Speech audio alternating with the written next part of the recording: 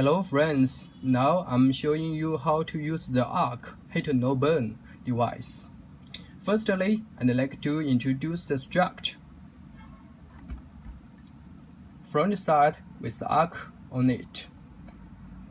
Power button, micro USB port for charging. And the back side. This is the slide frame. And this is the cup for cigarettes. Then I show you how to use it. Plug the cigarette inside it and 5 clicks to power on.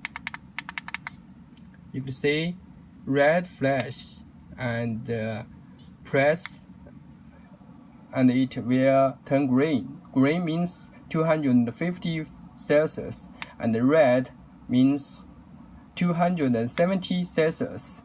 And about 10 seconds, it will arrive in the temperature you set. And then you could see and we could enjoy the